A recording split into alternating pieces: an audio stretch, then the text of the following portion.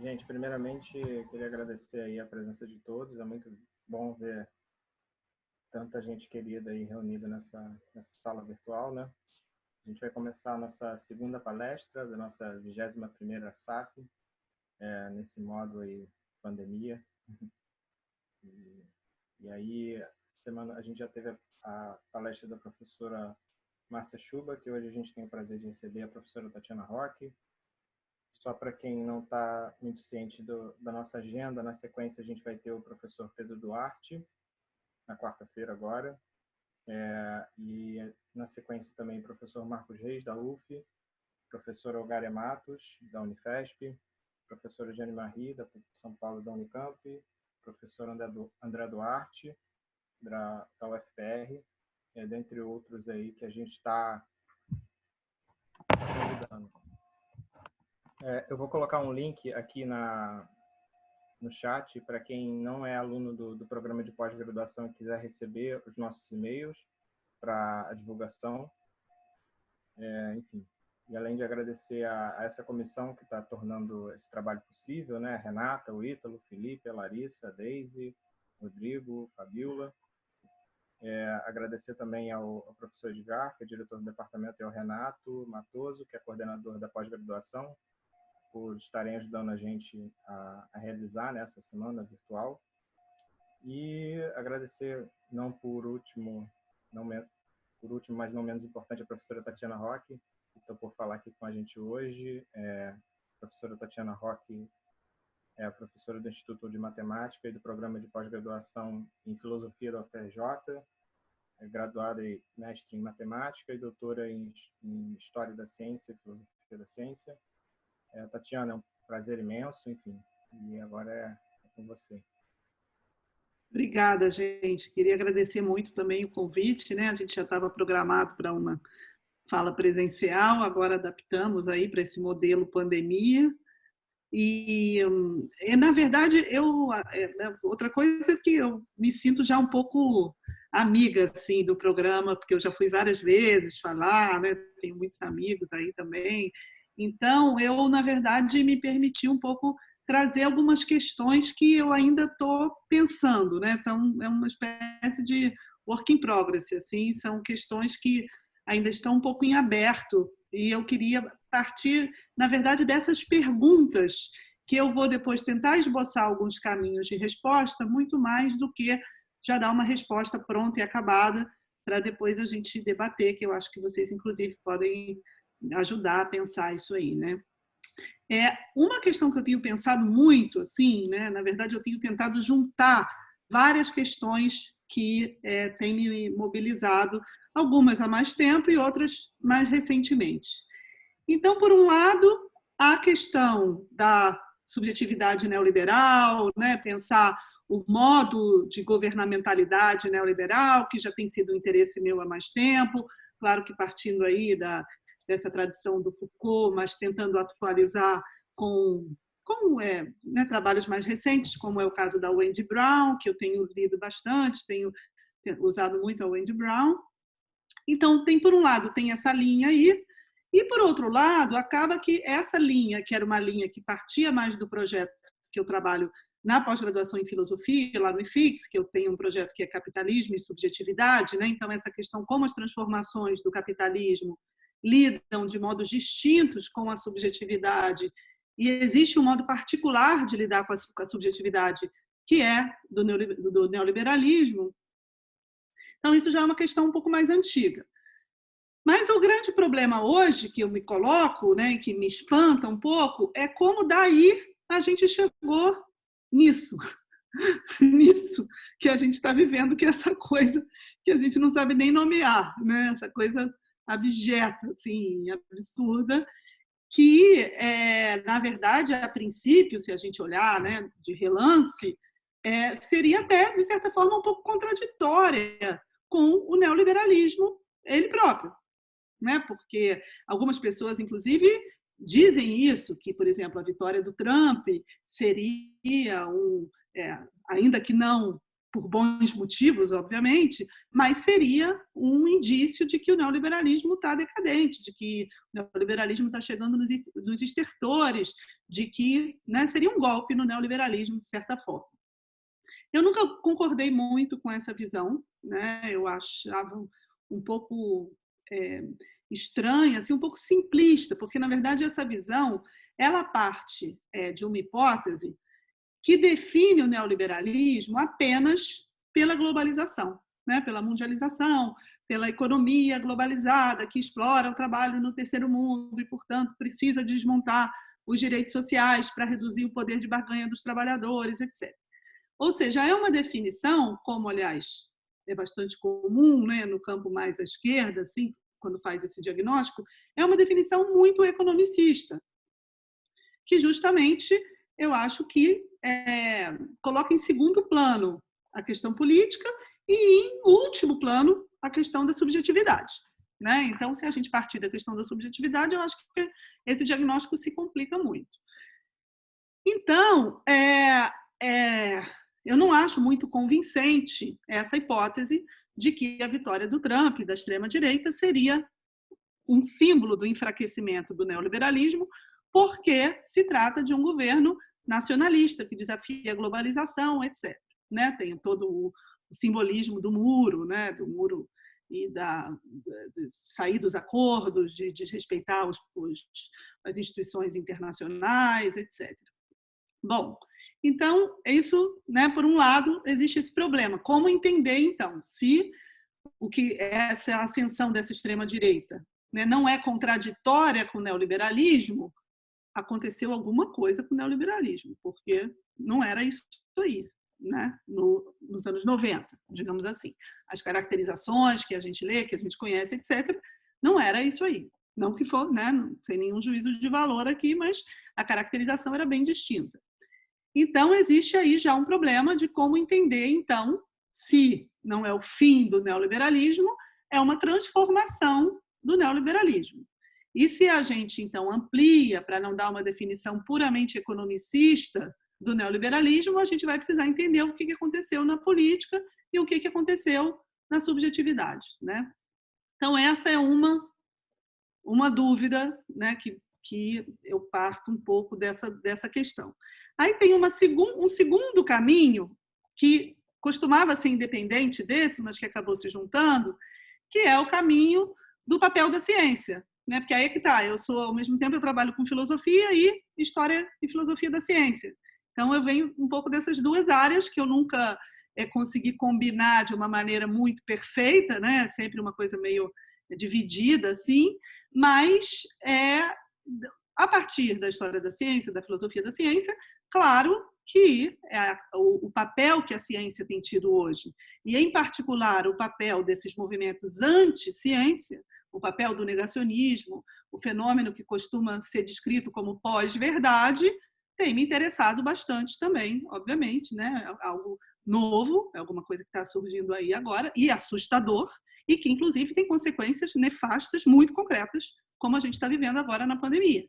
Né? As consequências do negacionismo, justamente, que desafia o distanciamento social e todas as medidas recomendadas pelos médicos, pelos cientistas para se lidar com a pandemia.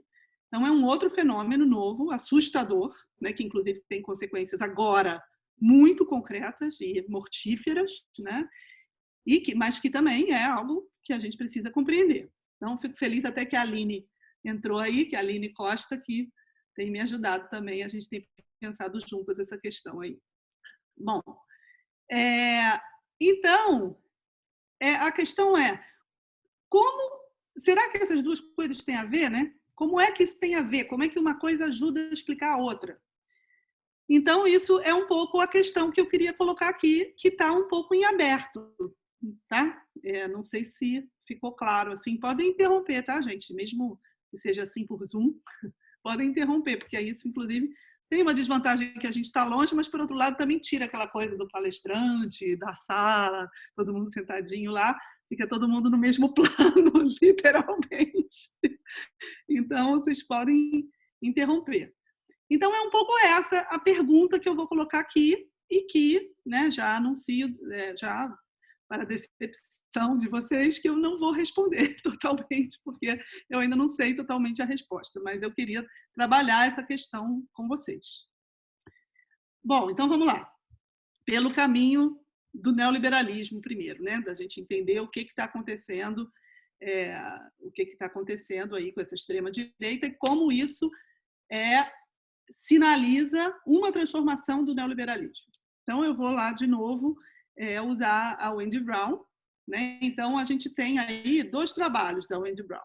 A gente tem um trabalho da Wendy Brown que é muito conhecido, ainda que infelizmente não tenha tradução no Brasil, que é o Desfazendo o Demos, né? Então, a Wendy Brown, ela parte aí de uma raiz Foucaultiana para pensar como o neoliberalismo desfaz o demos, ou seja, as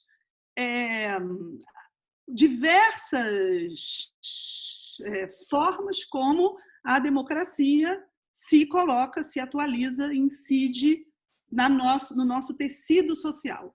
Então, não é apenas um diagnóstico econômico, né, esse também, claro, de que o neoliberalismo ele destrói o estado de bem-estar social, ele enfraquece a política, né? Então, todo esse diagnóstico, que é um diagnóstico mais econômico, né, que a gente sabe que reduz as políticas sociais, isso tem um efeito para além do econômico, que é um efeito político e um efeito na subjetividade. Que aí a Wendy Brown ela coloca muito peso nisso, né, mostrando que isso implica em um enfraquecimento da política, portanto, das instituições da política, tanto da representação, quanto dos parlamentos, quanto dos movimentos, ou seja, todas as organizações sociais que são, de certa forma, desacreditadas por essa valorização, né, do indivíduo, do mérito, da meritocracia, do cada um por si, etc. Mas ela diz também que não se trata apenas como, né, muitas vezes a caracterização se faz, de fazer com que o social funcione sob a lógica do mercado, né? Não é apenas isso. Seguindo aí a tradição do Foucault, que quando a gente diz que a razão neoliberal, né, a racionalidade neoliberal é uma forma de governo, não quer dizer que seja uma falsificação da realidade. Por isso mesmo, o neoliberalismo não é uma ideologia.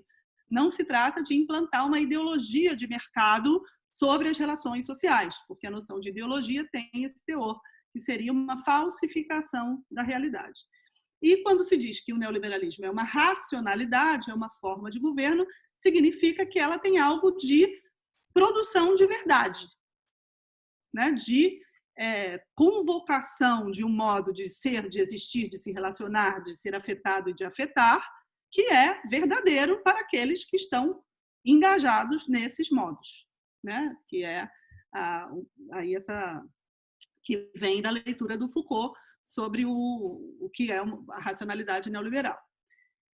Só que aí ela vai mais adiante porque ela vê também as implicações disso, né, na política, de um modo mais amplo, e como isso se traduz numa transformação do capitalismo para esse neoliberalismo mais atual, né, que inclusive ele tem normas de funcionamento que não se encaixam nem tão bem no nosso modo de ver a questão econômica do mercado neoliberal, etc. Um exemplo disso, que é um pouco difícil até de explicar, porque é muito econômico, mas eu vou tentar, porque é interessante isso. Que, por exemplo, hoje em dia, como a gente consegue entender que algumas empresas que têm prejuízo sejam as empresas que são mais valorizadas na Bolsa, por exemplo. Um exemplo é o Uber. A Uber, a Amazon, Facebook, etc., são empresas que, em alguns momentos, eu não sei exatamente agora se ainda está assim, mas que, em alguns momentos, têm graves prejuízos. E, ainda assim, são empresas que se mantêm muito poderosas porque são capazes de atrair um volume enorme de ações em Bolsa. E por quê que elas conseguem isso? Ou seja, o parâmetro para uma empresa ter um poder no mercado não é mais o lucro, Estranhíssimo, né? Como uma empresa que tem prejuízo pode ter esse poder? Ela tem esse poder porque ela consegue, a tal ponto, capturar as relações sociais, incidir, estar presente, fazer com que as pessoas não consigam viver mais sem aquela empresa, que é o caso da Uber, justamente, que ela mantém o nível de investimento, porque o nível de investimento ele é ditado pelo quê? Ele é ditado pela possibilidade futura daquele investimento dar retorno. Então, mais importante que tudo é a confiança no retorno do investimento. Então, uma empresa, né, que traz essa imagem de que as pessoas não podem mais viver sem, ela dá uma segurança de retorno muito grande e, portanto, mantém o valor das ações lá em cima. Isso é, obviamente, uma incidência sobre a subjetividade, né? Sobre os laços sociais subjetivos, o modo como a gente se relaciona com o transporte, né, etc., que é muito que é dessa ordem aí da subjetividade. Bom, então isso é o diagnóstico da Wendy Brown sobre o neoliberalismo, né, dos anos 90 para cá, mas com essa atualização aí, que ela fala dessa questão do investimento, né? Ela diz que o neoliberalismo hoje ele é mais investimental, que seria essa lógica que eu acabei de descrever do investimento em vários sentidos, porque eu falei das empresas, mas ele é investimental também no sentido do indivíduo, né? A gente diz o tempo todo, não, vou investir em mim mesma. Cada um tem que fazer não sei quantos cursos, não sei o que lá, para investir em si mesmo. Vamos investir nos filhos, até as crianças, coitado, investir. Eu vou botar meu filho numa escola muito boa, no curso de inglês, não sei aonde, porque eu tenho que investir. Estou investindo no meu filho. Então, tudo isso, né? Então, ele é investimental nesse sentido de dar um retorno futuro, né? Que tem a ver muito com a teoria do capital humano também. Bom, então isso seria esse diagnóstico, digamos assim, antes da virada da extrema-direita que a Wendy Brown já fazia, né? E aí vem a questão que é essa, que a gente fica meio ainda assustado, porque a verdade é que é até difícil pensar isso tudo que está acontecendo, mas aí vem a extrema-direita, vem a vitória do Trump, e para a gente aqui, depois dessa tragédia toda de Bolsonaro e tal. E aí a Wendy Brown tem um texto que eu gosto muito, chamado O Neoliberalismo Frankenstein. Né? E o Frankenstein é exatamente isso. Como você concilia um projeto que construiu todo o seu discurso, sua narrativa, sua governamentabilidade, sua racionalidade, em cima de uma certa ideia de liberdade individual, claro, mas né, uma certa ideia de liberdade está aí, o liberalismo, o libertarianismo, etc., tudo isso que a gente vê na sociedade, como conciliar isso com o autoritarismo que é a extrema-direita e que o conservadorismo traz. Então, a princípio, pareceria duas coisas contraditórias. Na verdade, a Wendy Brown tem até um texto um pouco mais antigo, chamado O Pesadelo Americano, American Nightmare, em que ela ainda tenta justamente conciliar neoliberalismo e neoconservadorismo, quando isso não estava nem instalado ainda. Agora, depois do Trump, né, aí ela publica esse texto aqui, O Neoliberalismo Frankenstein, que eu acho um texto muito poderoso, assim, ele está disponível aí nas redes, infelizmente não tem tradução, também está em inglês, mas eu acho um texto incrível, assim, que explica muita coisa, e aí eu vou falar um pouquinho do que ela fala nesse texto aqui. Nesse texto, ela diz o seguinte, que para além da primeira privatização, que foi essa que eu acabei de falar, né, que é do próprio neoliberalismo, que é a privatização das próprias relações sociais, é a privatização do tecido social, da coletividade, das instituições do bem-estar social. Então, essa primeira privatização que o neoliberalismo já vinha operando desde os anos 90, ocorre uma segunda privatização. E essa segunda privatização é justamente a privatização exercida hoje pela família. Então, a partir que é a privatização dos valores. Então, você tem aí no campo econômico, já tinha havido essa privatização, e agora você tem essa exacerbação de uma segunda privatização, em que são os valores familiares que ditam as formas de sociabilidade, e de afeto, e de proteção, e de pertencimento.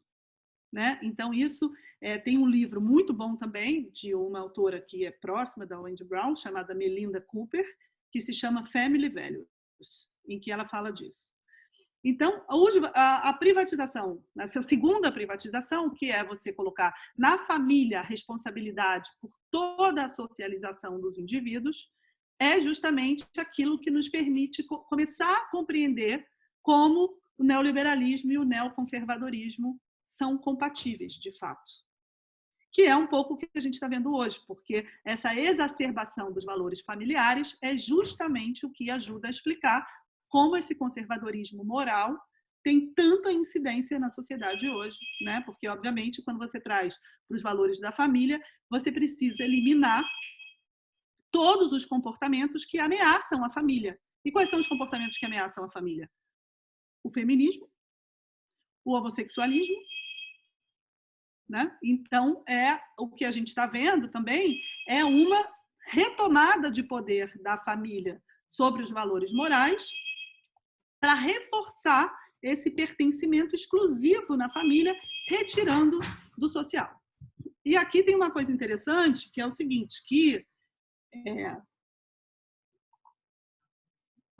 a própria Melinda Cooper recupera isso, que aí começaram a surgir muitos livros interessantíssimos. Eu acho que, assim, para quem está interessado na questão do neoliberalismo, esses livros são incontornáveis, que são livros que contam a história do pensamento neoliberal, né? Como ele começou a se delinear ali nos anos 30, anos 40, e foi, né, aumentando o seu poder, aumentando as suas redes e chegando a incidir tanto na política como a gente tem visto hoje.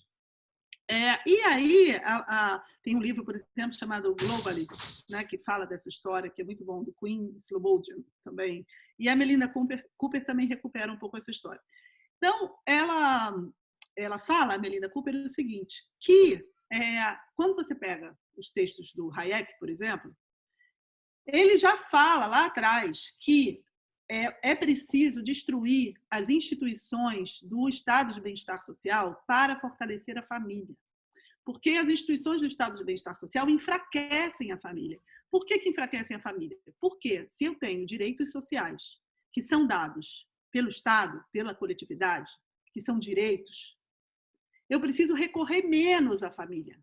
Existe todo um debate feminista que falou muito disso.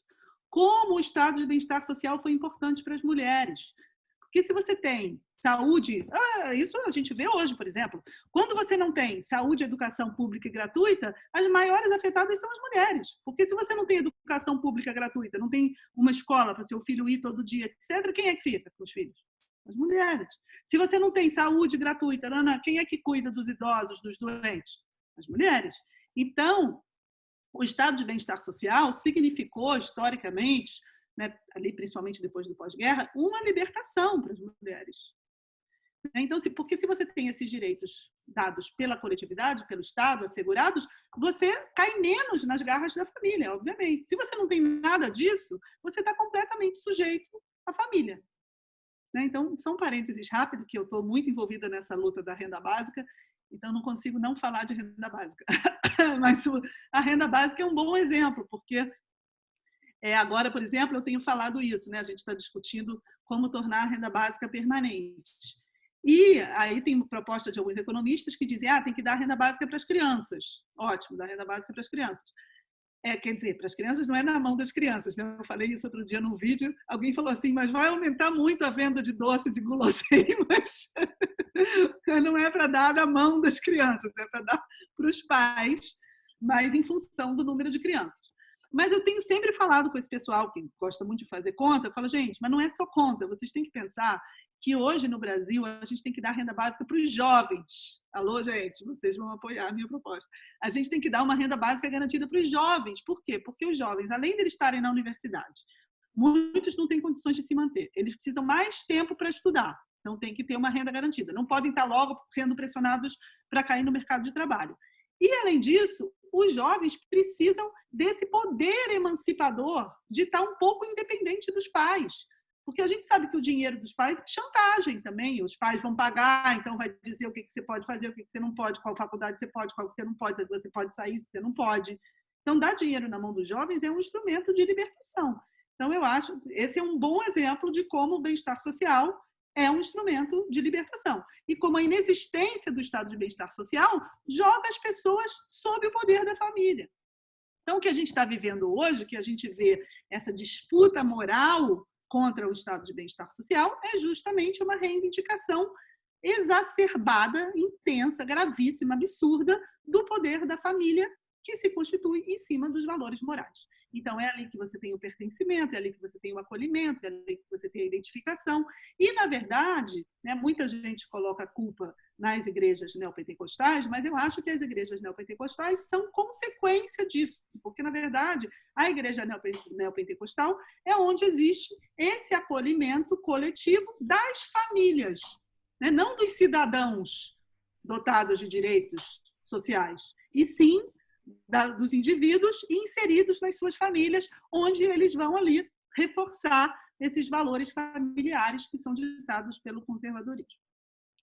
Então, isso eu acho que já nos ajuda a conciliar, de certa forma, né, a entender essa relação entre o neoliberalismo e o neoconservadorismo que a gente está vendo hoje e que a gente vê se atualizar com guerras culturais, etc., né? Mas isso é justamente partindo aí, né, eu acho, dessa tradição do Foucault, que é muito importante para isso. Quando a gente fala guerras culturais, não quer dizer que cultural é de uma dimensão distinta da dimensão econômica, né? Tudo isso faz parte dessa produção de subjetividade, que é uma produção em si mesma já econômica, né? Então, sem distinguir esses dois campos, né? Por isso que eu não gosto muito dessa nomenclatura de guerras culturais, porque fica parecendo aquela divisão entre infraestrutura e superestrutura, né? Então, essas duas coisas vão juntas. Então, eu acho que isso é para entender um pouco o neoliberalismo e o neoconservadorismo. Aí, agora, eu vou adicionar uma camada além de complicação, que é a questão da ciência, né? Do negacionismo. Eu vou tentar chegar até lá. A questão do negacionismo, como é que a gente entende, então, a questão do negacionismo no meio disso, dessa governança neoliberal, né? Eu tenho dito que o negacionismo é uma forma de governo, né? Que é uma forma de governo nesse sentido do Foucault mesmo. Ele governa as subjetividades, é uma racionalidade que cria um efeito de verdade para as subjetividades no mundo de hoje. Então, não é que as pessoas, né, negam sabendo que estão negando, ou porque são ignorantes, ou porque, né, não conhecem a verdade da ciência. Não é isso. Tudo isso faz parte de uma forma de convivência, né, e de produção de sentido que nos permite caracterizar como uma forma de governo, como uma racionalidade nesse sentido do Foucault. Então, essa é um pouco a minha tese, que eu ainda não estou totalmente sabendo, né, não está totalmente acabada, digamos assim. Mas aí, nesse texto do neoliberalismo Frankenstein, o Wendy Brown, ela fala, ela vai tentar entender também, que é uma coisa importante, que tem tudo a ver com o que a gente está vivendo agora, né, como essa liberdade, essa liberdade exacerbada aí, colocada pelo neoliberalismo, ela hoje pode ser compatível com o autoritarismo, né? Porque, como assim, né? Liberdade e autoritarismo parece não combinar muito bem, mas ela vai tentar entender justamente como isso, como há uma forma de governo em curso que faz com que essas duas coisas, sim, sejam compatíveis, que tem a ver com o que a gente está vivendo hoje, inclusive com o que a gente está vivendo hoje aqui no Brasil durante a pandemia, né? Que tem muito a ver com isso, que, se a gente pensar bem, a questão, por exemplo, do desrespeito ao isolamento social tem a ver muito com isso, né? Com esse discurso de que eu posso fazer o que eu quiser, não vou respeitar você, não vai me manter em casa. Quem é você para me manter em casa? Então, foda-se, que isso vai implicar em consequências sociais muito graves para a coletividade. Afinal de contas, a coletividade não conta nada aí, né? Nessa racionalidade. Então,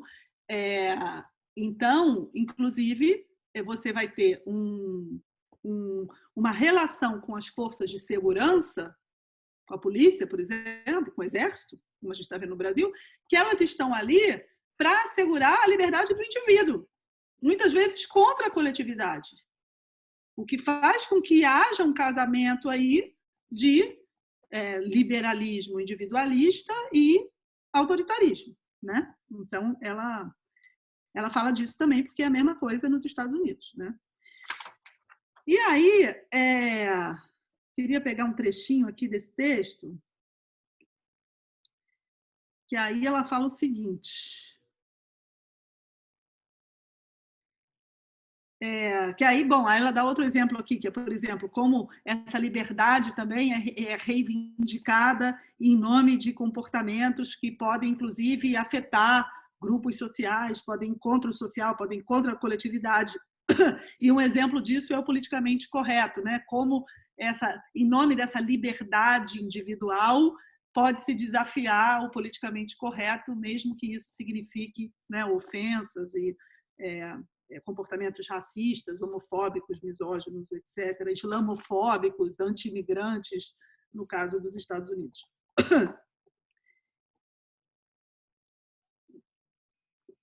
Bom, aí ela usa uma referência aqui, que eu ainda não fui lá olhar mais de perto, mas desse filósofo Hans Luga, sabe? Que que escreve sobre Nietzsche e sobre a sublimação em Nietzsche, etc. E que ele diz o seguinte, que eu vou ler esse trechinho, que é uma citação do Hans Luga, que para o Nietzsche, a idade do niilismo não significa a eliminação dos valores. Desculpa, gente, só um minuto. Bota dentro do tanque, Matias, e lava com coisa. É que chegou uma entrega bem aqui, meu filho foi pegar, mas eu estou com medo de ter que desinfetar tudo. Bota dentro do tanque tudo, pode deixar lá até. Bota tudo dentro do tanque e deixa lá. Lava bem a mão. Não, pode deixar lá, não precisa limpar com álcool. Deixa lá, depois eu lavo. Desculpa, agora lava tudo, dá banho nos produtos. Então, retomando a citação. Para Nietzsche, a idade do niilismo não significa a eliminação dos valores, e sim um mundo em que os valores mais altos se desvalorizam a si mesmos, ao passo em que eles se tornam desamarrados, desligados das suas fundações. Então, os valores judaico-cristãos ocidentais, incluindo aqueles que constituíram a democracia liberal, perdem completamente a sua profundidade, ao passo em que perdem os seus fundamentos. Isso faz com que, ao mesmo tempo, eles não sumam, mas eles se tornam triviais, instrumentalizados e superficiais. Esses efeitos são a degradação do valor de todos os valores. Então, esse seria o niilismo atual, né, do que a gente está vivendo aí com o neoconservadorismo, que ela tenta caracterizar dessa forma. Ou seja, não é que os valores não desaparecem, mas eles se desvalorizam a si mesmos. Eles se tornam desamarrados, sem fundação, sem nenhuma ligação com nenhuma tradição. Então, ela fala assim, é assim que o neonihilismo acontece, não a morte dos valores, mas a sua transformação em algo versátil, pronto para projetos de branding e para cobrir os propósitos de qualquer comportamento do indivíduo. Então, seria, ao mesmo tempo em que você tem esse reforço dos valores familiares, né, do valor moral, dos costumes, você tem esse desligamento dos valores em relação aos seus fundamentos, fazendo com que eles se tornem completamente versáteis, flexíveis, portanto, instrumentalizáveis, superficiais, triviais e até abjetos. Então, é por isso que a gente vê um pouco valores como esse, a liberdade, né? Liberdade hoje é quase... Como é que a gente faz, gente, sabe? É quase... Como é que a gente disputa isso aí? Porque se tornou, né, um pouco isso, que ela chama de proteico, né, assim, de uma prótese, protein, que é isso, adaptável a tudo. Né? Então, como assim a liberdade de você sair na rua sem máscara, contaminando todo mundo? Né? É isso, é a desamarra total, é a desfundamentação total dos valores que gera esse novo niilismo que, na verdade, tem como objetivo destruir o objeto de desejo. Né? E aí ela fala que a gente está vivendo um processo em que tudo aquilo que era o produto da sublimação, né, desse, que é um pouco essa noção psicanalítica aí, né, a sublimação do desejo, é aquilo eu abro mão em prol de um bem maior, de algo mais avançado, né, que seria a civilização, algo elevado, a arte, o social, etc.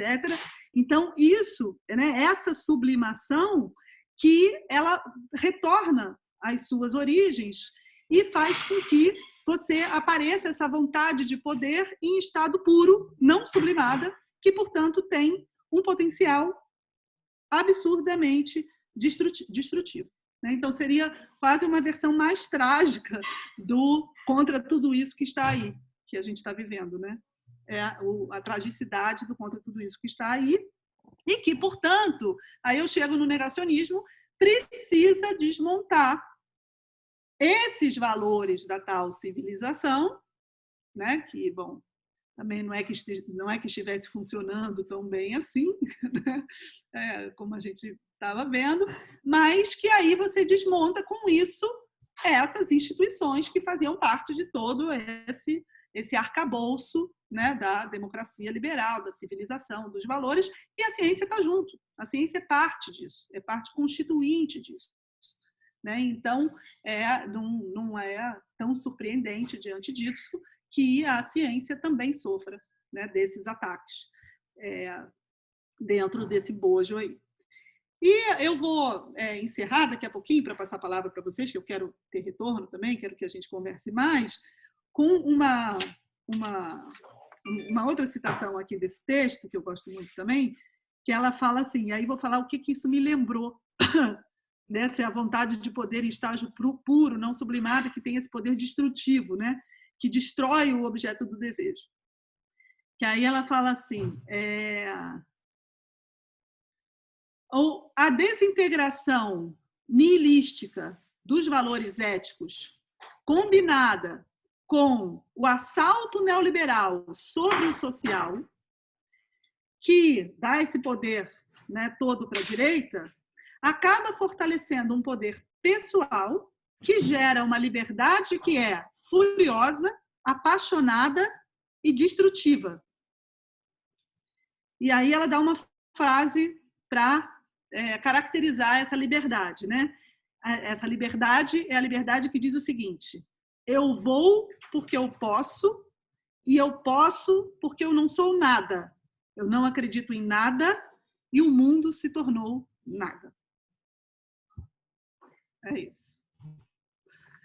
Agora, não, eu esqueci até de falar. Essa imagem, sabe o que me veio à cabeça? Não sei se vocês todos viram e ainda se lembram do último episódio de Game of Thrones, do final de Game of Thrones, que foi muito desse. Meu filho está dizendo, não fala não vou dar spoiler, mas para quem viu, que eu acho até assim, né, não dava para entender, mas que eu acho que é exatamente isso, a destruição do objeto do desejo, sabe?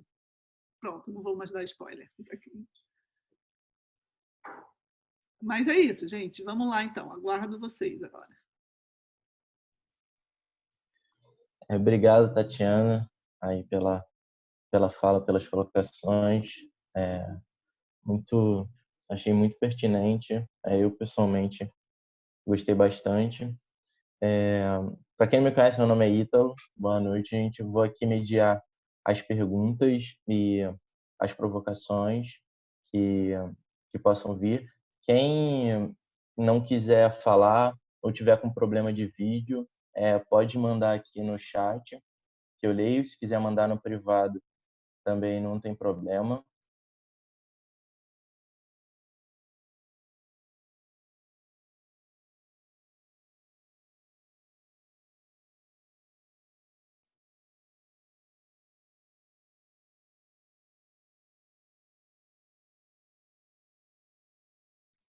Vocês estão me ouvindo bem agora? Acho que eu tive um problema com o som. Agora dá para ouvir, Ítalo. Agora dá para ouvir, né? Agora foi. Então, eu vou começar com alguma provocação aqui que me inspirou, que eu estava pensando. Quem tiver alguma coisa para colocar, pode mandar no chat, a gente já comentou. Se quiser mandar no privado também não tem problema. Então, Tatiana, eu fiquei pensando, enquanto você estava falando, eu acho muito potente essa abordagem de pensar o momento atual pela constituição de subjetividade do neoliberalismo. Então, eu queria que você falasse um pouco mais sobre como que essa teoria do capital humano neoliberal meio que suplantou, ou se não suplantou, né, concorreu muito forte com a noção de trabalhador. O que eu quero dizer com isso? Que essa forma de entender cada pessoa como uma empresa, que o coloca no nascimento da biopolítica, como que isso foi difundido no social. E, por exemplo, quando o Bolsonaro fala, eu vou dar incentivo ao empreendedorismo, aos empresários. Então, o CEO acha que o Bolsonaro está falando com ele, o dono do bar da esquina acha que o Bolsonaro está falando com ele, a manicure acha que o Bolsonaro está falando com ele. Então, eu queria que você falasse um pouco mais dessa mudança de subjetividade, de a gente entender agora a gente mesmo como um capital, como investimento de capital. Boa. Bom, isso o Foucault trabalha muito no nascimento da biopolítica, né? Naquelas aulas ali de 14, 21 e 28 de março de 79. Essas aulas já tem de frente para trás. Adoro essas aulas. Ele fala, ele mostra ali bem, né, investigando o pensamento tanto do ordoliberalismo alemão quanto do neoliberalismo americano, principalmente o Gary Becker, que aí ele mostra que a teoria do capital humano, né, que aí é do Gary Becker, ela realmente tem como intenção mudar a relação do trabalho, né, o modo como a economia política concebia o trabalho. O que é muito impressionante nesses textos históricos sobre os neoliberais, fazendo um parênteses, é o quanto isso tudo que eles conseguiram implementar foi realmente um projeto, sabe? É assustador. Os caras estão pensando, isso eu acho bom, assim, porque eu acho que a gente faz pouco isso, assim, tipo de think tank, sabe? Que é o quê? É desenvolver pensamentos que tenham incidência direta na sociedade, entendeu?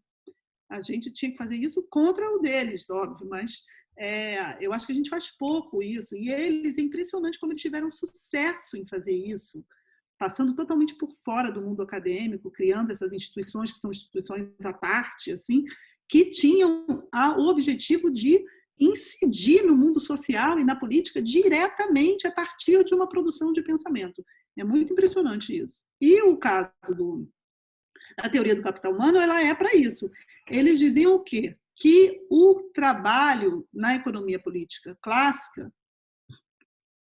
ele era esvaziado de sentido, porque o trabalho, ele tido como equivalente geral, né, na economia política clássica, que é aquilo que você troca por mercadoria, né? Então tem a economia política é isso, né? Você vê o trabalho como mercadoria que, portanto, pode ser comprado no mercado. Aquela frase lá do Marx, né? O trabalhador livre que se coloca à venda no mercado para despela e vai ser comprado pelo capital. Essa mercadoria, trabalho, vai ser comprada pelo capital. Então, isso é um esvaziamento da noção de trabalho, eles dizem, porque o trabalho é apenas um equivalente geral, e que eles vão, então, criar a noção de capital humano para, de certa forma, ao modo lá deles, né, dar um sentido completamente diferente ao trabalho. Que seria o quê? Seria enxergar o indivíduo naquilo que ele tem de recursos, que são sempre recursos limitados, como alguém que pode investir os seus recursos limitados para ter um retorno futuro. Certo? Então, como é um investimento que eu invisto minhas capacidades cognitivas, minhas capacidades afetivas, minha formação, meu próprio corpo, para ter um retorno futuro, a pessoa é um capital. Porque aquilo que dá retorno, né, que gera renda, é capital. Por isso que a noção é capital humano. Então, quando eu digo que é investir em mim, investir nos meus filhos, é justamente o capital humano. Eu invisto na pessoa como algo que é capaz de produzir renda no futuro. Né? Então, é por isso que ela é uma noção imediatamente subjetiva, né? Que incide na subjetividade. E que dá origem, aí, como o Ítalo falou, é verdade, à noção do empreendedor de si, que vai fazer o quê? Que vai tentar fundar, então, todas as relações sociais a partir das normas da concorrência. Né? Então, são empresas colocadas aí, cada um, né, a partir do seu capital humano, é uma empresa colocada no mercado para concorrer com outras empresas. Então, essa é a teoria lá original, que digamos que nos anos 90, isso que eu estava dizendo, né, nos anos 90, ainda podia gerar alguma credibilidade de que tinha algo de emancipação envolvido, né, como a emancipação do indivíduo. Então, todos, cada um vai ter a sua individualidade, flexibilidade, singularidade.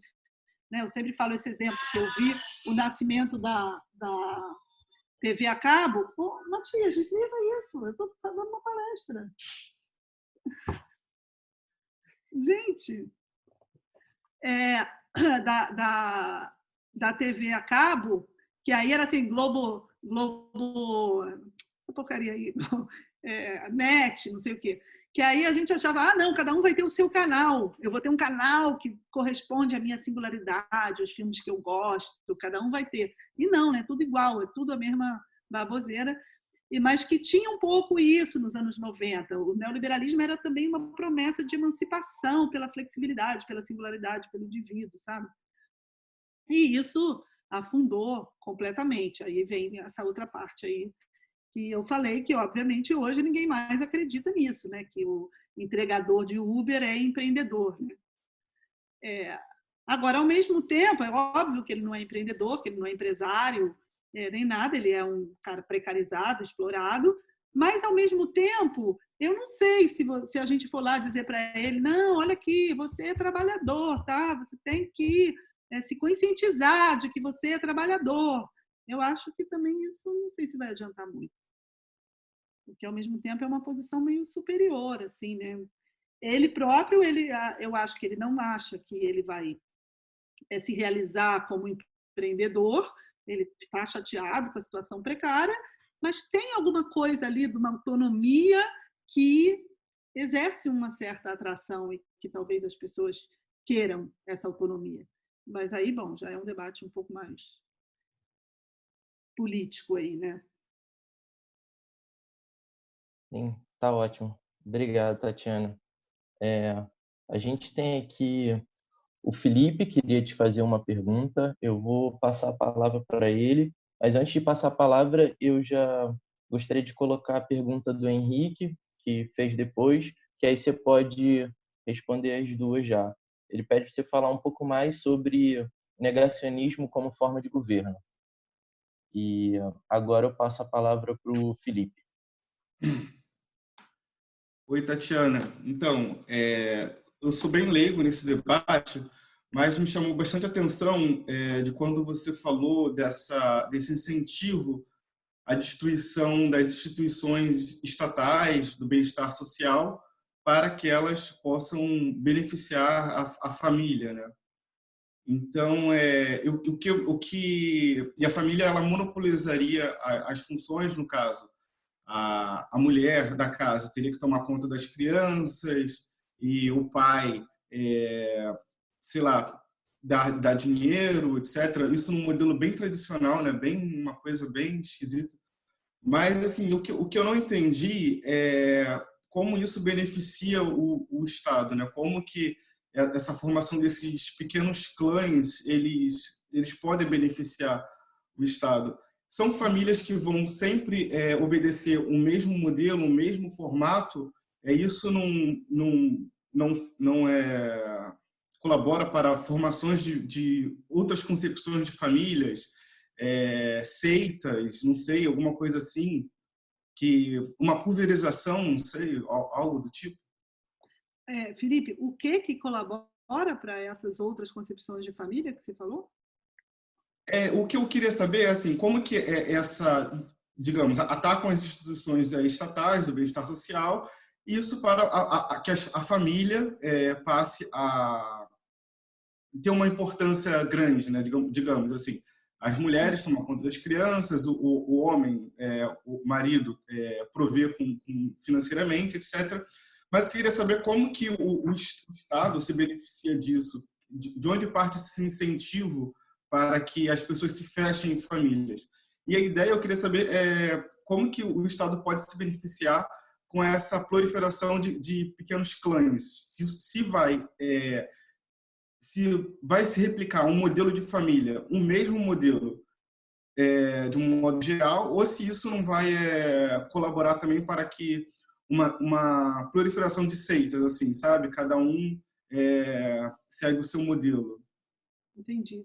Não, acho que sim. Eu acho que o Estado não tem nada a se beneficiar. Pelo contrário, isso é bom. O Estado é meio abstrato, mas concretamente o que a gente vê a partir desse reforço dos valores familiares é um esvaziamento completo das instituições do Estado, né? Justamente.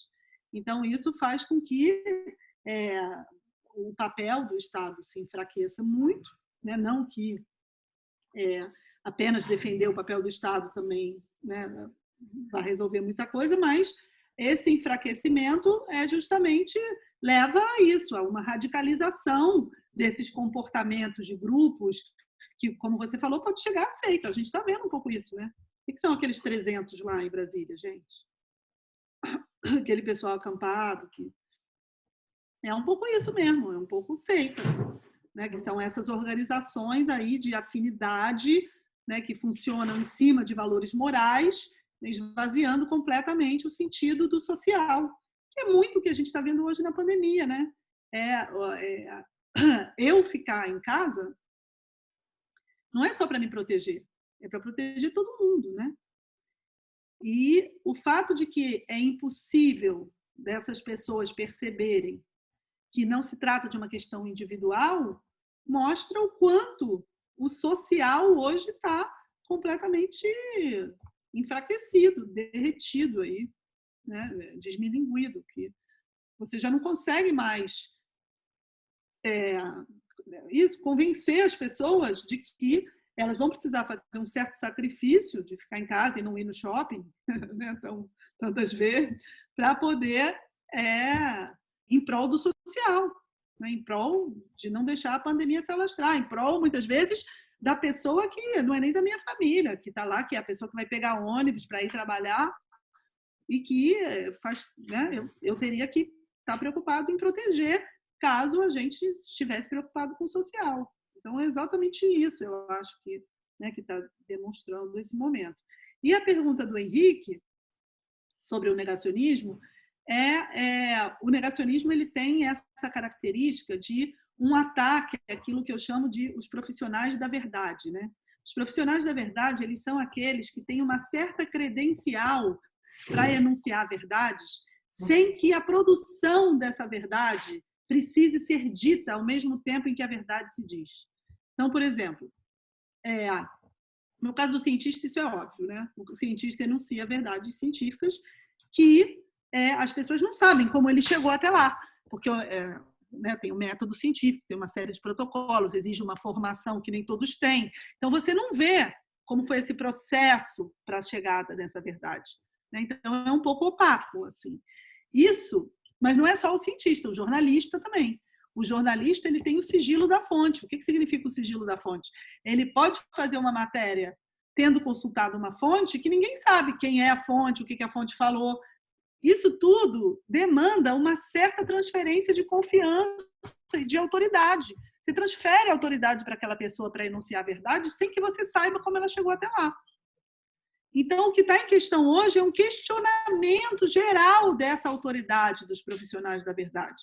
sejam os experts, né? O médico vai na televisão dizer fique em casa que a cloroquina não funciona. O outro fala, dane-se, funciona assim.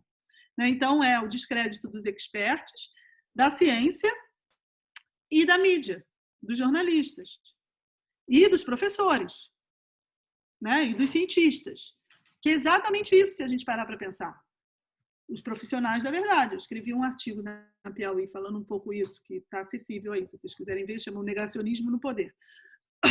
Os profissionais da verdade é exatamente isso, entendeu? Eles têm uma prerrogativa para enunciar a verdade sem que eles precisem mostrar o caminho para chegar até lá. E o que está sendo contestado pelas pessoas é isso. Elas estão dizendo, não, eu não aceito. Eu não aceito a sua autoridade para enunciar essa verdade. Eu prefiro acreditar no Olavo de Carvalho. E aí? Eu prefiro acreditar no caso da França lá, porque isso aí é que está.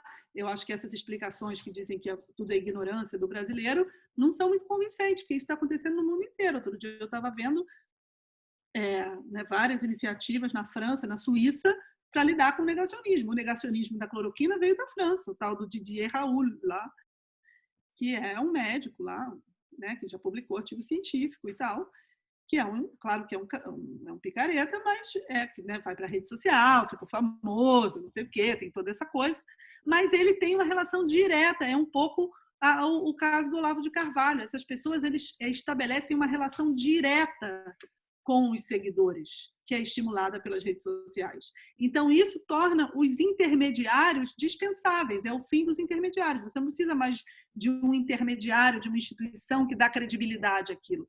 Essa relação é direta. Então, por isso que o negacionismo é uma forma de governo, porque ele é um modo de estabelecer essa relação direta.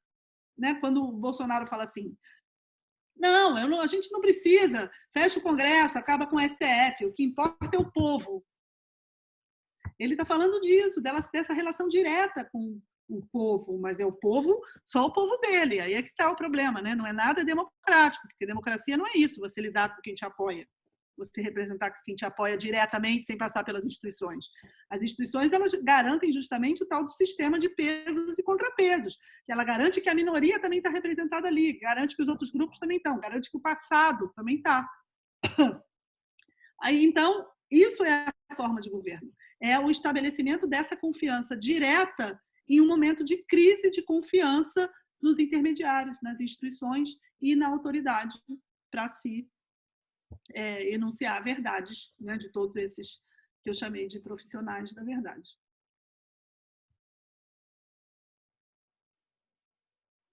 Tá ótimo, obrigado, Tatiana.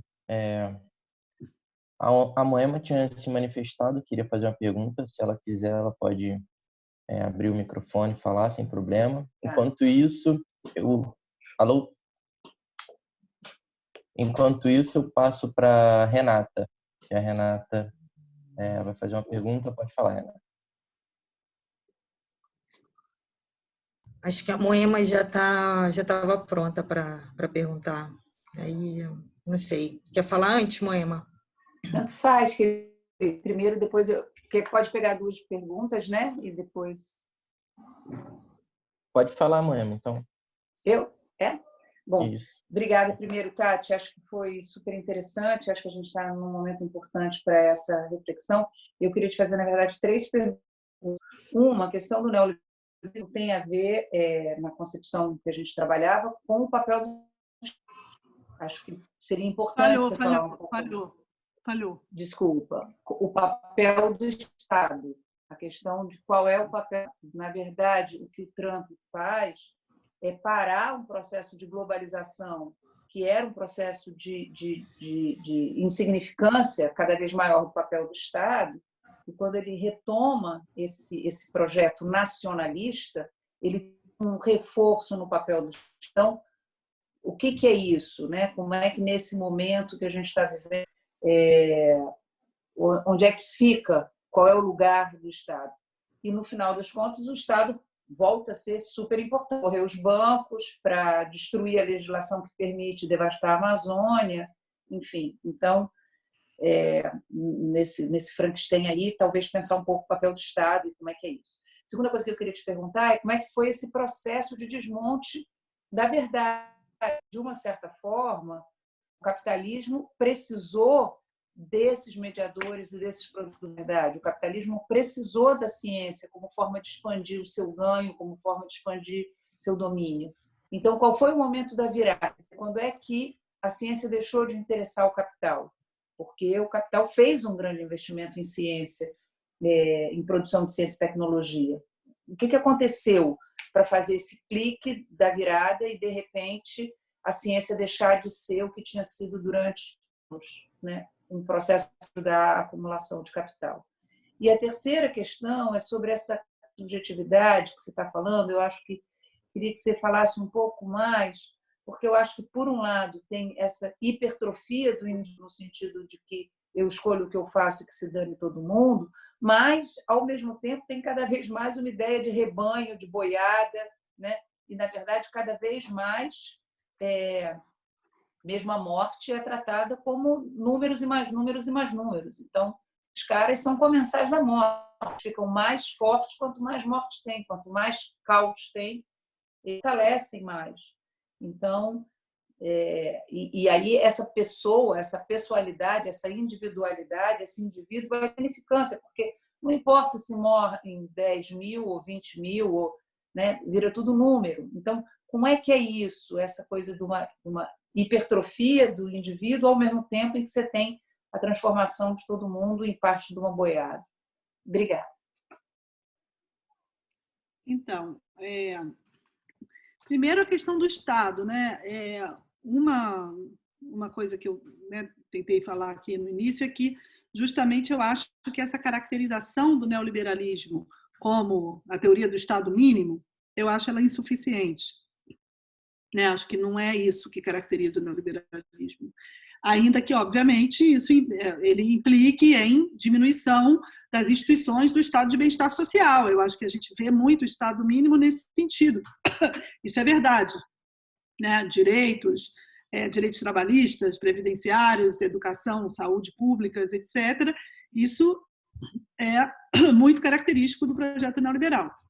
Mas, por outro lado, vários autores têm mostrado, inclusive de inspiração Foucaultiana também, que o neoliberalismo sempre teve no Estado um agente fundamental da instalação da concorrência e do modo de governo neoliberal. É a tese, por exemplo, muito desenvolvida no livro do Dardot e do Laval, né? A razão neoliberal.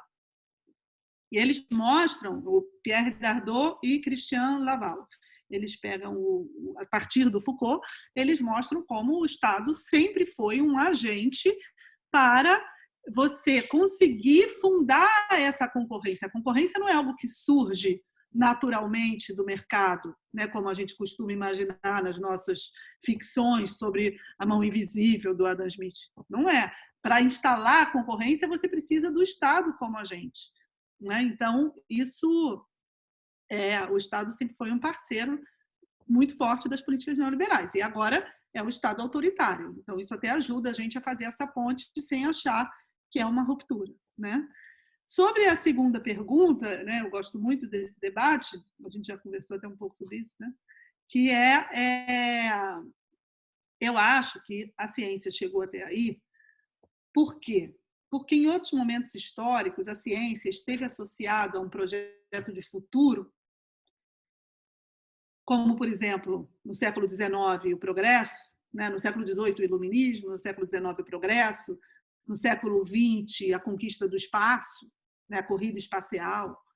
Então, sempre teve associado a um projeto de emancipação e de futuro, que foi uma promessa, digamos assim, cuja efetivação não foi lá muito promissora, se a gente pensar bem, né? Se a gente olhar para o mundo como ele ficou depois disso. Né?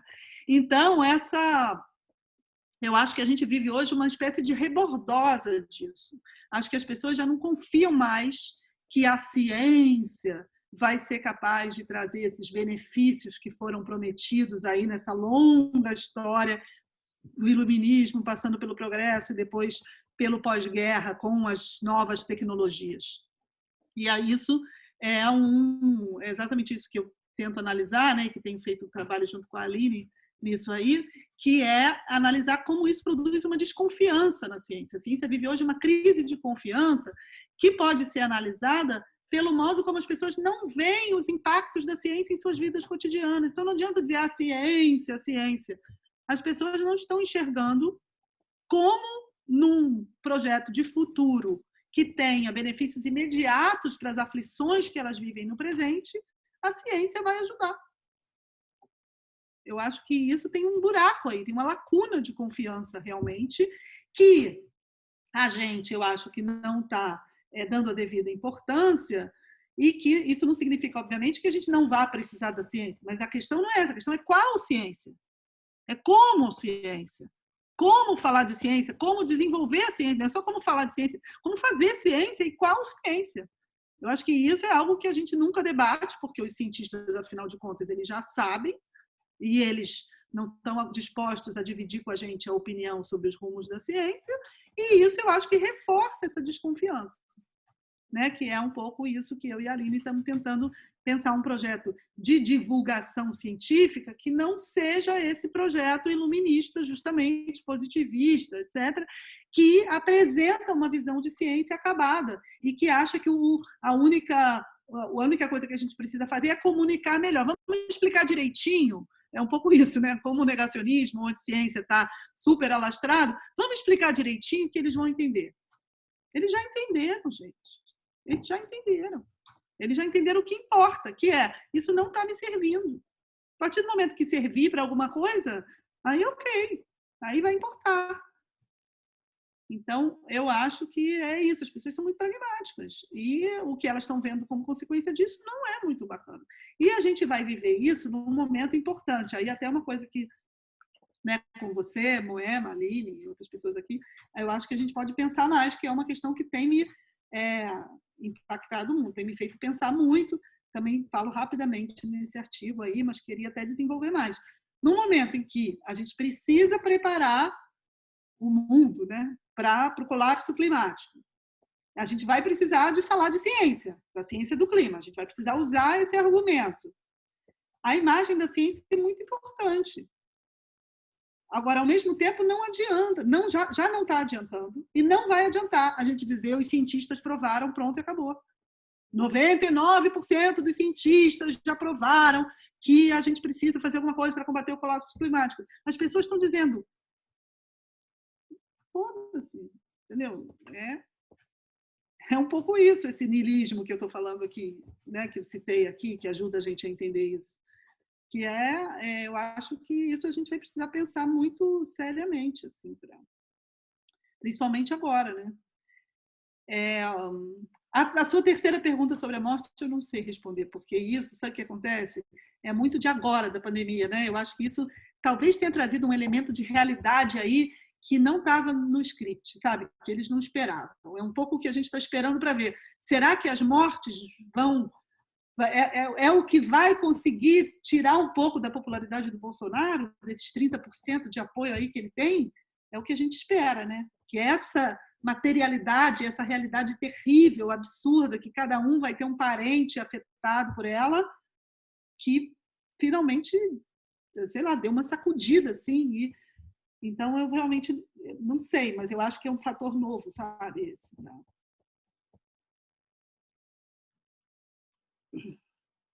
Tá ok. Obrigado, Tia. Renata, agora.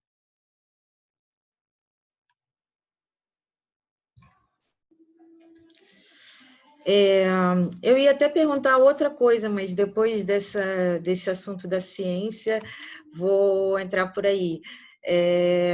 Eu queria te perguntar se você acha... Bom, a gente sabe que aquela ciência que era confiável, respeitada e que tinha algum tipo de autoridade, existiu num tipo de sociedade que, como você falou, agora está degradada, é neoniilista, tudo isso, né? Como é possível querer resgatar esse discurso, mesmo que ela nos faça ver algum tipo de futuro, como é possível querer resgatar essa ciência numa sociedade que se desgarrou dela.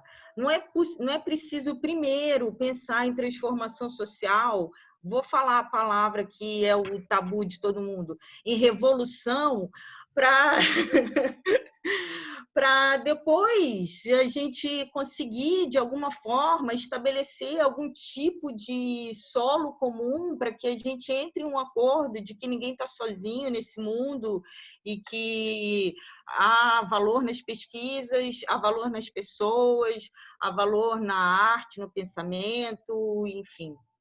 Acho que é isso a minha pergunta.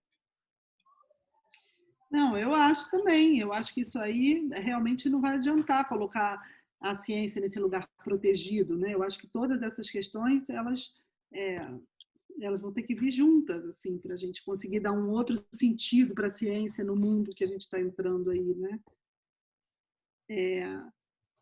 Eu acho, não sei, eu acho que eu já respondi um pouco a sua pergunta, por isso que eu não quero falar tudo de novo do que eu falei antes. Não sei se tem alguma coisa que está me escapando. Porque eu acho que a resposta à sua pergunta está no que eu tinha falado um pouco, não?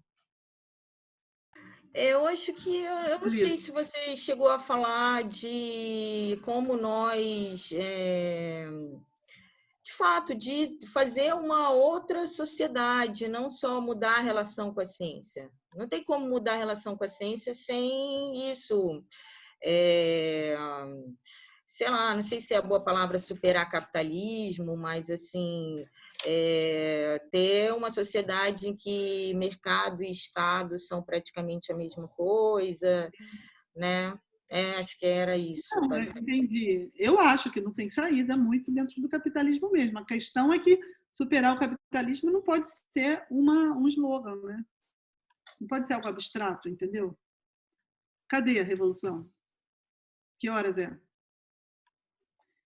Não está aparecendo muito que tem alguma coisa apontando para isso. Então, eu acho que esse é que a gente tem que tomar cuidado com. Eu quero muito. Parei aí, estou lá. Se marcar a hora lá, eu vou. Agora, não estou vendo esse encontro marcado com a revolução. Pelo contrário, o que está fazendo a revolução é a extrema-direita, gente. Destruindo as instituições. Revolução do mal, total. Né? Então...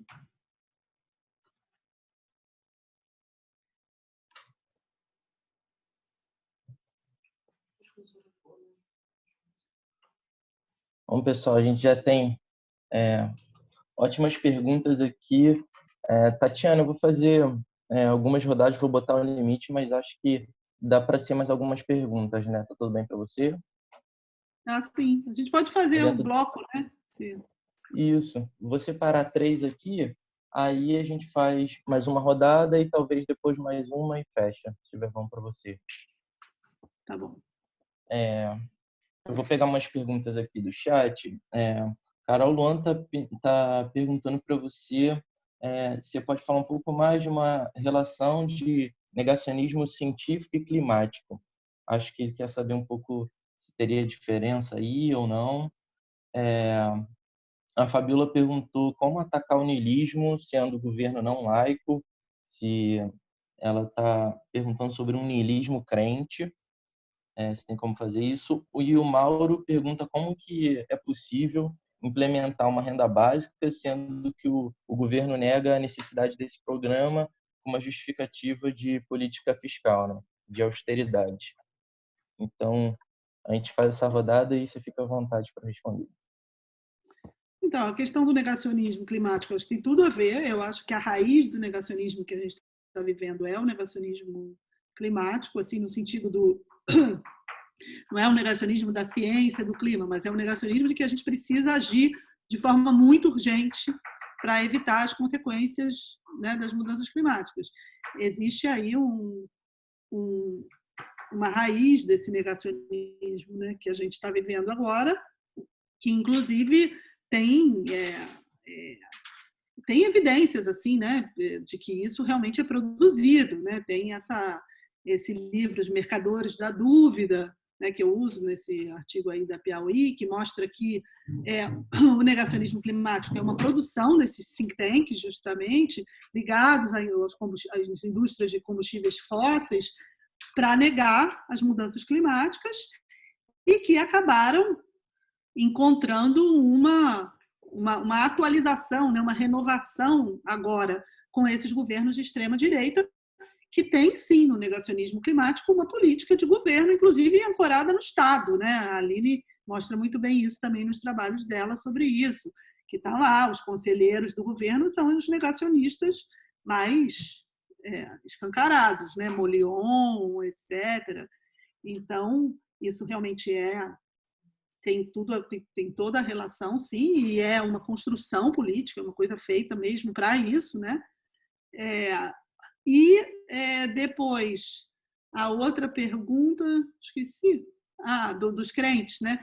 Então, eu acho, gente, que aqui, claro que a gente tem uma ala da igreja aí, neopentecostal, que é muito conservadora e que incentiva muito essa questão dos valores, né, neoconservadores que a gente está falando aqui. Mas, por outro lado, eu acho ruim, sabe, a gente botar a culpa nos crentes, assim, de certa forma, porque eu realmente acho que é consequência. Eu acho que a questão não é a fé. Eles ganham muito poder porque eles ocupam o lugar dessas instituições do estado de bem-estar social. Eles ocupam o lugar desse acolhimento, desse pertencimento, dessa proteção social que ninguém tem, que a igreja dá. Então, eu vou ficar mais ligado ali na minha igreja. Então, e com isso eles têm um poder que é justamente de substituição do Estado, nesse sentido do estado de bem-estar social, que é mais concreto, e que dá muito poder para essas igrejas. Mas a raiz, eu acho que não está na igreja, porque senão fica parecendo que a raiz está na fé, entendeu? A raiz não está aí, a raiz está na instituição que está ocupando o lugar de outras instituições que foram desmontadas pelo neoliberalismo. Então, eu acho que a solução é por dentro. Tem uma amiga que é batista, né, que fala muito isso, eu gosto muito dessa formulação dela, a Valéria Zacarias. Ela diz que a solução é pela fé, que a gente tem que fazer, né, o discurso da tolerância, da coletividade, da importância do social, pela fé. Então, não é uma questão dos crentes, porque senão fica parecendo que é, né, em si, mas é uma questão muito mais da organização social e do papel que algumas igrejas têm hoje, claro que ligadas ao poder econômico, claro que tem igrejas que têm essas teorias, né, de muito individualistas da prosperidade, até teorias ainda mais assustadoras, né, de que é bom mesmo o mundo acabar. Eu não sei muito bem o nome dessas teorias, mas que o mundo vai acabar e aí vai ter uma outra vida, então vamos acabar, uma loucura. Mas eu acho que realmente isso não é majoritário. Eu acho que isso faz parte dessas coisas que estão acontecendo realmente, mas é que nem terraplanismo, sabe? É bem assustador, é assustador que esteja acontecendo, mas não dá para explicar todo o negacionismo pelo terraplanismo. Assim como não dá para explicar todo o fenômeno do neoconservadorismo por essas igrejas evangélicas muito radicais. Né? Então, acho que a gente tem que... Isso existe, isso é preocupante, mas não dá para explicar toda a base social da extrema-direita a partir desses fenômenos extremos. Né? Então, isso. Qual foi a terceira pergunta?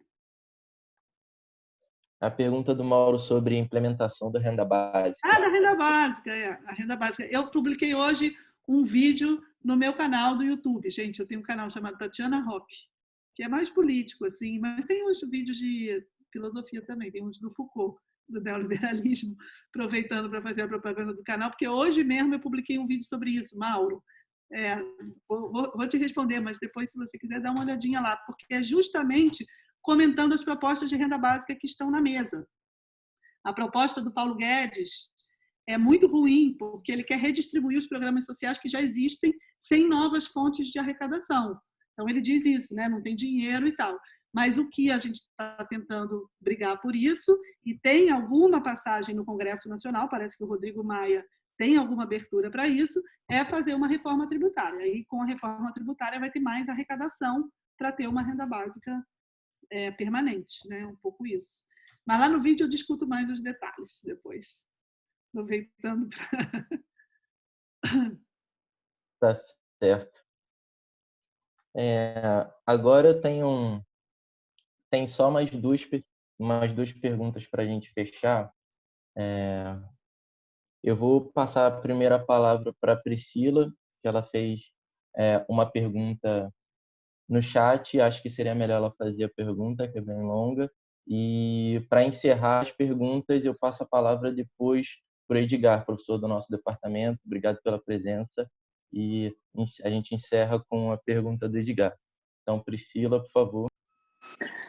Boa noite, professora. Na verdade, acho que eu já me senti um pouco respondida, assim, se quiserem passar a pergunta para o professor Edgar.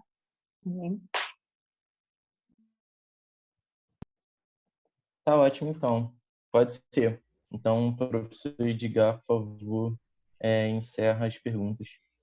Então, Tatiana, te agradeço demais, tanto a palestra quanto os esclarecimentos posteriores às perguntas. Acho que a gente, em algum momento, vai precisar realmente conversar muito.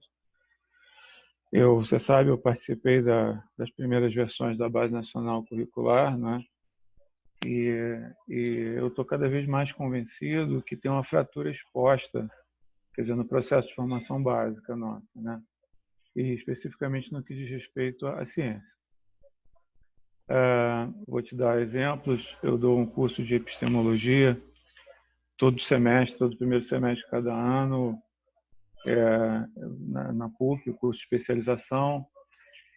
E em determinado momento aparece a ideia de comprovação científica, né, nos primeiros meses do curso. E eu peço sempre para as pessoas que estão inscritas no curso, fala mais um pouco aí, como é esse negócio de comprovação científica? É uma fratura exposta, né? Os caras provaram, os cientistas provaram, mas provaram como, né? Não, eles testaram, digo, mas quando é que eles sabiam, como é que eles sabiam o que testar e quantas vezes testar e quando é que podia parar de testar, né? E você percebe claramente que as pessoas simplesmente nunca se colocaram essa questão. Que há uma ideia de comprovação científica que veio sendo passada, né? Quando você se depara com fenômenos como o negacionismo, eu acho que o negacionismo se torna tão mais plausível, verossímil, palatável, razoável, para usar categorias retóricas, enfim. Quer dizer, na medida em que o próprio ethos do discurso científico se corrompeu, né? Se tornou insólito, se tornou enfraquecido, talvez por conta desse fosso cavado, né, entre as ideias da ciência, a linguagem da ciência, e a falta de uma educação que contemple a divulgação científica, né? E para não me alongar mais, você certamente está trabalhando em cima disso tudo. A minha pergunta é mais no sentido de te ouvir. Eu só queria te dar um exemplo a partir do terraplanismo, né? Eu fiz essa experiência em várias escolas de ensino médio, as pessoas horrorizadas com o terraplanismo. E eu devolvo a pergunta e digo assim, mas me fala um pouco por que você acredita que a Terra é esférica. Zero, grilo falando, né? É o que você diz, porque tem fotografia, né? Eu digo, sim, mas você não é o primeiro a dizer que a gente deve duvidar dos sentidos.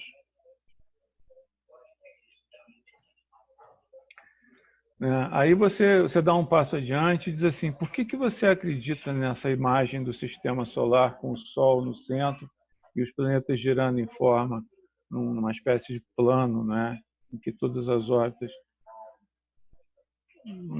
Você percebe que é uma representação naturalizada. O camarada não entende que aquilo é um modelo sofisticadíssimo, né, produzido a partir de uma combinação que envolve observação, matemática, hipótese, tentativa e erro, e etc., e que é o melhor modelo do qual nós dispomos, né?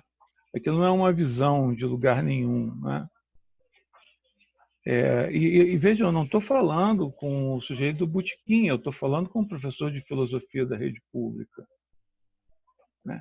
Então, eu acho que, de fato, tem muita calçada para varrer, né? Eu queria te ouvir um pouco sobre isso, você, talvez a Aline, que tem trabalhado com você, muito interesse. Não, concordo plenamente, acho que é exatamente isso. O problema é que a gente tem uma relação assim, muito com o discurso científico do produto, né? Do produto final acabado, não desse processo. E o processo é cheio de idas e vindas, né? O que a gente sempre fala, né? A Aline também sempre fala, que a importância do ceticismo na ciência, né? De você duvidar. O método da ciência, ele é todo permeado pela dúvida, não pelas certezas. Ele é um método, muito mais um método de lidar com incertezas do que uma produção de certezas. Então, é quando você tem uma incerteza muito grande, como é o caso da pandemia, tem método para lidar, né? Tem um jeito mais organizado de se lidar com essa incerteza total, muito melhor do que sair na rua contaminando todo mundo. Mas também não é que seja uma certeza absoluta. Veja todos os modelos epidemiológicos. Um diz que vai ter 1 milhão de mortos, outro diz que vai ter 50 mil, outro diz que vai ter 100. É a verdade, mas isso é bom. Então, eu acho que isso, né, que você falou, eu concordo muito, que na educação a gente tem que privilegiar muito mais esse processo, o método, a dúvida, as idas e vindas, muito mais isso do que o produto pronto e acabado. Mas isso está muito longe, né? É o contrário do que se faz. Em geral, nas aulas de ciência, assim como de matemática, é como se tudo tivesse caído do céu, você não mostra os processos. E aí, puxando a brasa para a minha sardinha, eu acho que a história da ciência ajuda muito para isso, porque a gente aprende conceitos que já foram inventados há muito tempo. Então, você mostrar como se chegou até aí, né, não é o interesse da história pela história, mas sim para você ver que aquilo ali tem um processo de idas e vindas. E é verdade que nem sempre foi assim, aquela verdade, né? Então, eu acho que isso é importante. Mas concordo, acho que tem muita estrada ainda pela frente aí. Obrigado, Tatiana. Certo. Eu queria pedir desculpa para quem não teve a pergunta contemplada, infelizmente. A gente chegou no horário já. Queria agradecer a Tatiana por ter separado esse tempo para falar sobre as coisas que estão acontecendo e colocar uma reflexão tão boa. Queria agradecer a todo mundo que participou, todo mundo que separou um tempo, que julgou que seria legal assistir a esse nosso encontro, todo mundo que perguntou. Agradeço o Matheus, a comissão organizadora, o professor Edgar, que está apoiando a gente também em colocar esses vídeos numa plataforma, em levantar esse material.